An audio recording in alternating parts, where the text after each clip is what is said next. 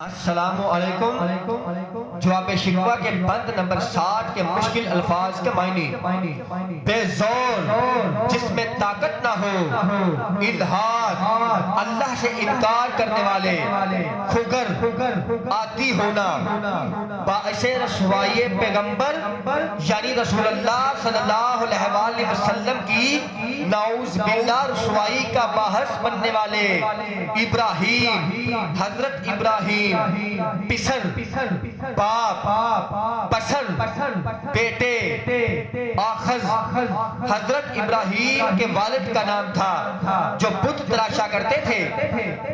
بادا، شراب، ہاتھ بے زور ہے، الحاد سے دل کھگر ہے. ہاتھ بے زور ہے، الحاد سے دل کھگر ہے، باعث رسوائی پیغمبر صلی اللہ علیہ وآلہ وسلم ہے. تشریح: شکوہ کے 7ویں بند کا جواب بڑے کمال انداز میں دیا گیا ہے.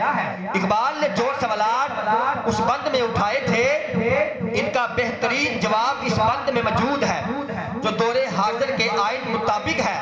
پہلے شعر میں اللہ کی جانب سے جواب ہے کہ اے اقبال، تو جن مسلمانوں کا مقدمہ میری بارگاہ میں لڑ رہا ہے وہ تو کچھ اور ہی ہے. پہلے ان لوگوں کی طرف ایک نظر ڈال اور پھر مجھ سے بات کر.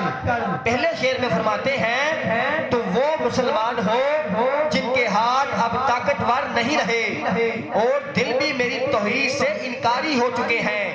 اس مصرعے میں دور حاضر کی ایسی کمال تصویر کھینچی گئی ہے کہ اقبال کی دور اندیشی پر داد نہ دی جائے تو یہ بہت بڑی کنجوسی ہوگی.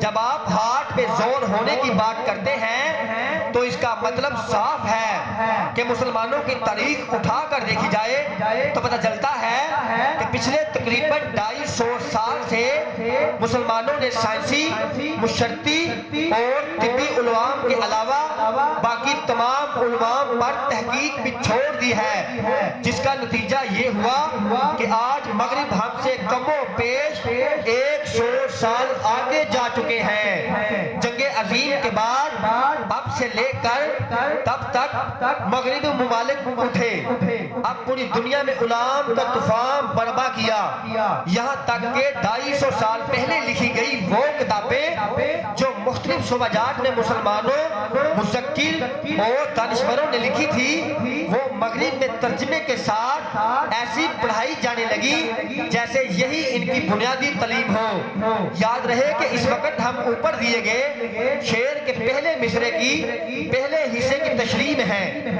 یعنی ہاتھ بے زور ہے. ہمارے ہاتھوں کے بے وقت ہونے کی علامت یہ بھی ہے کہ دنیا میں 1.25 ارب مسلمان تعلیم میں کمی کی وجہ سے چند کروڑ لوگوں کے ہاتھوں کھلونا بن کر رہ گئے جنہیں جب چاہا کھیلنے کے بعد توڑا جا سکتا ہے. اب اس مصرعے کا دوسرا شعر دیکھیے، یعنی الحاد، دل سے کھوگر ہے.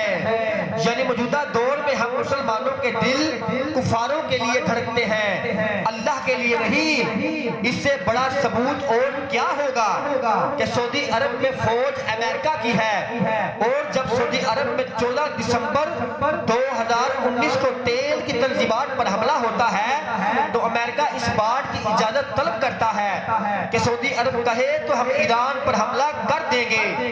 یعنی ایک مسلمان ممالک دوسرے مسلمان ملک پر حملہ کرنے کا سوچتا ہے تو حملہ کرنے والی فوج بھی اہل کفار کی ہو.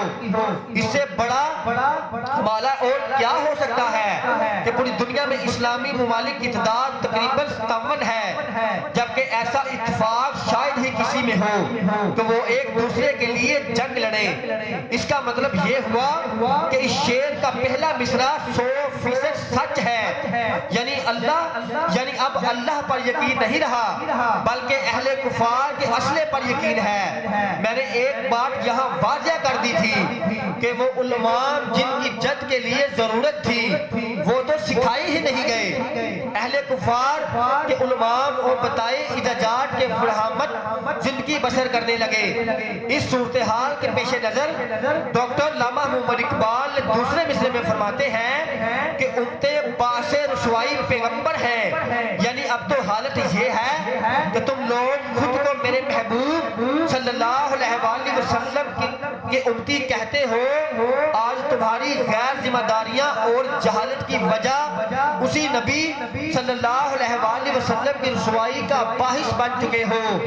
نعوذ باللہ. مغرب میں گستاخانہ کے خاکے شائع ہوتے ہیں اور پوری مسلم دنیا کا مذاق بنایا جاتا ہے صرف اس لیے کہ آج ہم کچھ کرنے کے قابل نہیں رہے. یہ تشریح لکھتے ہوئے اس وقت اقبال کا ایک بہت ہی خوبصورت شعر میرے ذہن میں گردش کر رہا تھا. وہ یہ کہ بتوں سے ہے تجھ کو امیدیں، خدا سے تو انکاری، مجھے بتا تو صحیح یہ کافری ہے کیا؟